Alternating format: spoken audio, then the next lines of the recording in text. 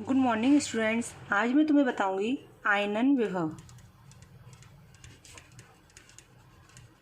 English में बोलते हैं आयोनाइजेशन पोटेंशियल।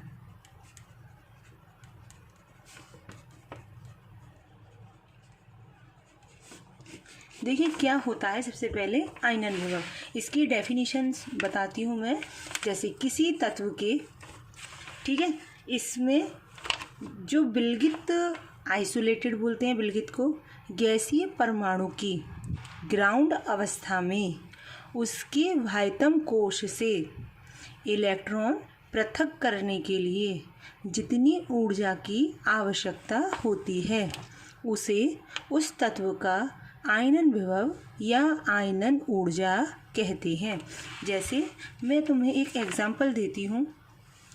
सोडियम है, सोडियम का होता है 11, इसे हम ऐसे लिखेंगे 281। ठीक, तो इसमें यह है कि अपने ये वाह्यतम कोश में से या अपनी ग्राउंड अवस्था से बाह्य कोश में से एक इलेक्ट्रॉन, अगर ये एक इलेक्ट्रॉन निकाल दे, 2 निकाले, 3 निकाले, पहले मैं बात करती हूँ एक इलेक्ट्रॉन की। एक इलेक्ट्रॉन को त्यागने की मतलब पृथक करने के लिए जितनी ऊर्जा की आवश्यकता होती है, मतलब इस वाले इलेक्ट्रॉन को निकालने के लिए जितनी ऊर्जा की आवश्यकता होती है उसे उस तत्व का आयनन विभव कहते हैं। ठीक है, जैसे मैंने कहा कोई एम धातु है, ये अपने में से अगर एक इलेक्ट्रॉन त्याग दे तो एक इलेक्ट्रॉन त्यागेगी, निकाल दिया। ठीक है, तो इस पर एक कौन सा चार्ज आ जाएगा? पॉजिटिव। इसे कहते हैं हम आयनन विभव, कि बाह्य कोश में से इलेक्ट्रॉन निकालने के लिए जितनी ऊर्जा की आवश्यकता होती है। यहाँ पर कई प्रकार के आयनन विभव होते हैं, जैसे प्रथम आयनन विभव, द्वितीय मतलब सेकंड, तृतीय मतलब कैसे, पहले इसने अपने में से एक इलेक्ट्रॉन निकाला तो ये हो गया हमारा प्रथम आयनन विभव। ठीक, अब इसी वाली धातु ने एम धनात्मक एम पॉजिटिव ले लिया, इसने अपने में से एक इलेक्ट्रॉन और त्याग दिया। देखो जितने इलेक्ट्रॉन कोई त्यागता है, ठीक, उस पर उतना ही पॉजिटिव चार्ज आ जाता है। इसने एक इलेक्ट्रॉन त्यागा तो एक पॉजिटिव आ गया। ये वाला मैंने सेम ये वाला ले लिया, इस पर एक पॉजिटिव है। अब इसी ने एक इलेक्ट्रॉन और त्याग दिया तो इसका मतलब एम पर कितने चार्ज आ जाएंगे? 2। एक ऑलरेडी था, एक त्याग दिया, तो इसे हम बोलेंगे द्वितीय आयनन विभव। इसी प्रकार अगर हम ये वाला M2 पॉजिटिव ले लें और ये अपने में से इलेक्ट्रॉन त्याग दे तो M पर कितने चार्ज आ जाएगा? 3, तो इसे बोलेंगे हम तृतीय आयनन विभव। ठीक है, तो छोटी सी एक डेफिनेशन है कि बाह्य कोश में से इलेक्ट्रॉन निकालने के लिए जितनी भी एनर्जी की आवश्यकता होती है उसे हम आयनन विभव या आयोनाइजेशन पोटेंशियल कहते हैं। ठीक, अगर एक इलेक्ट्रॉन निकलेगा तो उसे प्रथम आयनन विभव, दूसरा इलेक्ट्रॉन निकलेगा तो द्वितीय आयनन विभव, तीसरा इलेक्ट्रॉन निकलेगा तो उसे तृतीय आयनन विभव कहते हैं। क्लियर हो गया? अब इसके बाद आता है इसका मात्रक, कि इसका मात्रक क्या होता है। तो आयनन विभव को इलेक्ट्रॉन वोल्ट ईवी से या किलो कैलोरी प्रति मोल या फिर किलो जूल प्रति मोल में व्यक्त करते हैं। अब इसमें आयनन विभव क्या होगा, कभी कभी पूछ लेता है प्रथम आयनन विभव ज़्यादा होता है द्वितीय तृतीय, तो क्या होगा? देखो सबसे ज़्यादा हमारा तृतीय का होगा, फिर द्वितीय का, फिर प्रथम का, अर्थात प्रथम वाला जो होगा हमारा, इसे हम ऐसे लिख सकते हैं प्रथम आयनन विभव, सेकंड आयनन विभव, तृतीय आयनन विभव। तो सबसे कम किसका होगा? जैसे मैं एक एग्जांपल दूं, जैसे किसी क्लास है, मैं पढ़ा रही हूँ, ठीक है, उसमें से अगर एक बच्चा बाहर चला जाए, ठीक है, बच्चा बाहर चला गया तो उसे बाहर निकलने के लिए जितनी ऊर्जा की आवश्यकता हुई उसे क्या कहेंगे? प्रथम आयनन विभव। अब जरा एक चीज़ सोचो, एक बच्चा क्लास से चला गया, अब दूसरे बच्चे को भी निकलना है क्लास से, तो क्या वो आसानी से निकल पाएगा? नहीं निकल पाएगा। उसको निकलने के लिए और एनर्जी लगानी पड़ेगी, मतलब सोचना पड़ेगा कोई और नया आइडिया। अच्छा, सेकंड बच्चा भी चला गया, मतलब द्वितीय आयनन विभव हो गया। अब एक और बच्चा सोच रहा है कि मैं भी क्लास से निकलूं, तो उसे निकलने के लिए क्या करना पड़ेगा बताओ? ज़्यादा ऊर्जा लगानी पड़ेगी या कम? आइडिया और अच्छा लगाना पड़ेगा कि क्लास से हमें निकलना है। तो यहाँ पर इलेक्ट्रॉन को निकालने के लिए जितनी ऊर्जा की आवश्यकता होती है, तो प्रथम के लिए सबसे कम पड़ती है, द्वितीय के लिए उससे ज़्यादा, और तृतीय के लिए उससे ज़्यादा, और इसी प्रकार कंटिन्यू चलती रहती है। ठीक है, अब हम वही बात करते हैं, हमारा किस में देखेंगे? आवर्त में, और किस में देखेंगे? वर्ग में। सभी को पता है आवर्त में कहाँ चलते हैं? बाएं से दाएं, और वर्ग में कहाँ चलते हैं? ऊपर से नीचे। ये तो याद कर लेना। किसी आवर्त में बाएं से दाएं चलने पर परमाणु क्रमांक में वृद्धि होगी परमाणु क्रमांक की। जैसे मैंने तुम लोगों को बताया था, Na Mg Al ले लिया, ठीक। परमाणु क्रमांक बढ़ रहा है 11, 12, 13। इसकी भाई कक्षा 2, 8, 1, 2, 8, 2 और 2, 8, 3। तो परमाणु आकार के बारे में बताया था कि परमाणु क्रमांक में वृद्धि तो होती है, परंतु परमाणु का आकार क्या होता जाता है? कम होता जाता है। ठीक है, ये तो क्लियर है। तो हम जब बाएं से दाएं चलते हैं तो परमाणु क्रमांक में वृद्धि होती है, और जिसके कारण परमाणु का आकार जो होता है लगातार क्या होता जाता है? कम होने लगता है। अब जिसके कारण जब परमाणु का आकार हमारा छोटा हो रहा है, तो बताओ जब साइज छोटा है तो इलेक्ट्रॉन को निकलने के लिए एनर्जी ज़्यादा लगेगी या कम लगेगी? जब साइज छोटा होगा तो एनर्जी हमें ज़्यादा लगेगी निकालने के लिए। क्यों? क्योंकि वाह्यतम कोश में जो इलेक्ट्रॉन होगा वो हमारा नाभिक से क्या होगा? नाभिक के प्रति आकर्षण बढ़ेगा।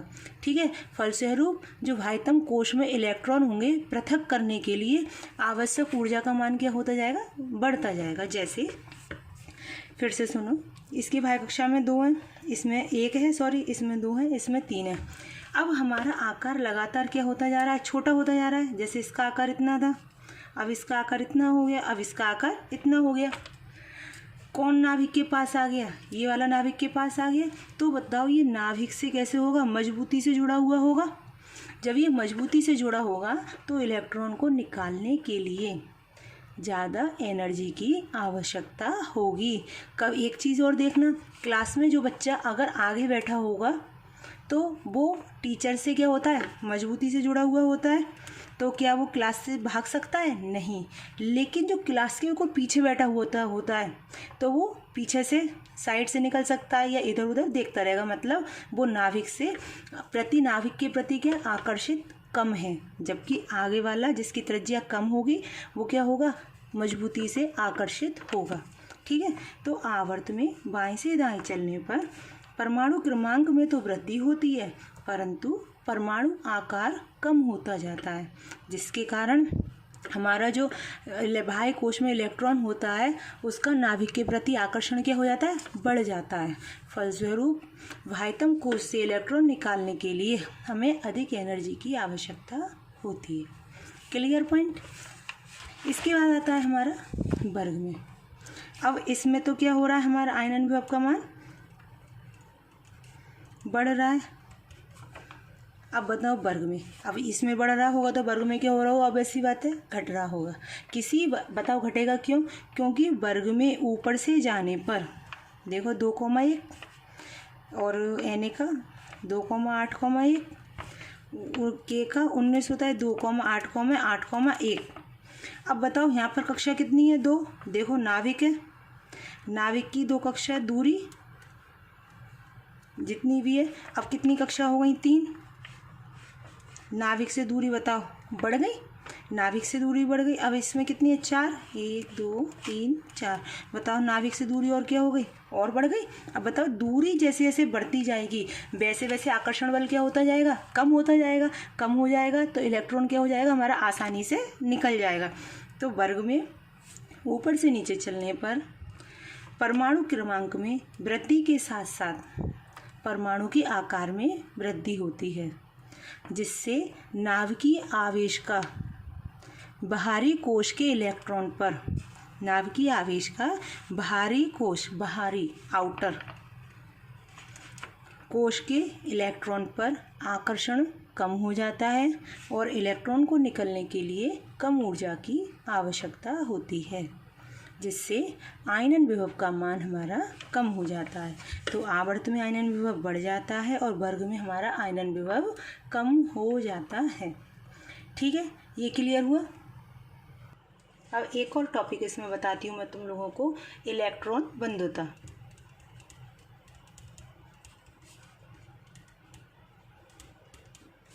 इसको इंग्लिश में बोलते हैं इलेक्ट्रॉन एफिनिटी।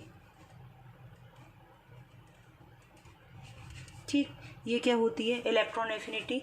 कि किसी उदासीन गैसीय परमाणु की वाह्यतम कोश में एक अतिरिक्त इलेक्ट्रॉन प्रवेश कराने के लिए या प्रवेश करने के फलस्वरूप ऋणायन बनने पर, ऋणायन मतलब निगेटिव बनने पर, उत्सर्जित ऊर्जा को उस तत्व की इलेक्ट्रॉन बंधुता कहते हैं। जैसे तुम लोगों ने अभी आयनन विभव पढ़ा था कि उसमें से एक इलेक्ट्रॉन को निकाल दिया तो उस पर पॉजिटिव आ गया, मतलब इलेक्ट्रॉन को निकालने के लिए जितनी ऊर्जा की आवश्यकता हुई। अब इसमें ये कहा गया किसी गैसीय तत्व में अगर एक इलेक्ट्रॉन डाल दिया जाए, ठीक इसके अपोजिट, अगर गैसीय तत्व में क्या डाल दिया जाए, एक इलेक्ट्रॉन डाल दिया जाए, तो उस बताओ कोई इलेक्ट्रॉन जब ग्रहण करता है तो उस पर कौन सा चार्ज आता है? नेगेटिव। ठीक है, तो जो उत्सर्जित ऊर्जा होगी उसी को क्या बोलेंगे हम? इलेक्ट्रॉन बंधुता। देखो, किसी उदासीन गैसीय परमाणु की वाह्यतम कोश में एक अतिरिक्त इलेक्ट्रॉन प्रवेश करने के फलस्वरूप ऋणायन बनने पर, ऋण आयन बनने पर उत्सर्जित ऊर्जा को उस तत्व की इलेक्ट्रॉन बंधुता या इलेक्ट्रॉन लब्धि एंथैल्पी भी कहते हैं। ठीक है, अब इसका होता है वही, इसको भी इलेक्ट्रॉन वोल्ट में मापेंगे। ठीक है, अब इसका वही आवर्त देखेंगे और वर्ग। आवर्त में कहाँ चलते हैं? बाएं से दाएं, और वर्ग में कहाँ चलते हैं? ऊपर से नीचे। तो आयनन विभव इलेक्ट्रॉन को निकालने के लिए होती है आयनन विभव, और ये क्या है? इलेक्ट्रॉन को डालने के लिए। ठीक है, तो ये होती है इलेक्ट्रॉन बंधुता, और ये क्या है? हमारी आयनन विभव। तो देखो, इसमें अब क्या होगा? आवर्त में बात करते हैं। किसी आवर्त में परमाणु क्रमांक बढ़ने पर इलेक्ट्रॉन लब्धि बढ़ती है, इलेक्ट्रॉन बंधुता बढ़ती है।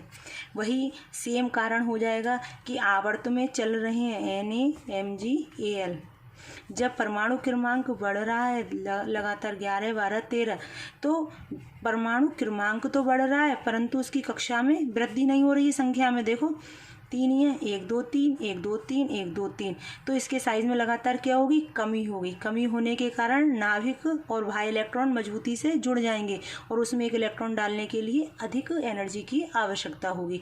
तो बाएं से दाएं चलने पर इलेक्ट्रॉन लब्धि का मान बढ़ता है या इलेक्ट्रॉन बंधुता बढ़ती है, जबकि वर्ग में ऊपर से नीचे चलने पर, तो ऊपर से नीचे चलेंगे तो परमाणु क्रमांक तो बढ़ेगा। Li का 3 होता है, Na का कितना होता है? 11 होता है, और 19 होता है पोटेशियम का।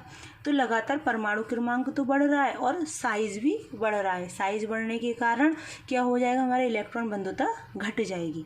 ठीक है, तो इलेक्ट्रॉन बंधुता बाएं से दाएं चलने पर बढ़ती है, जबकि वर्ग में ऊपर से नीचे चलने पर घटती है। ठीक है, इस तरह से तुम्हारा आयनन विभव और इलेक्ट्रॉन बंधुता हो गई। इससे रिलेटेड जो भी कुछ क्वेश्चन होंगे मैं तुम्हें अपलोड कर दूंगी। ठीक है।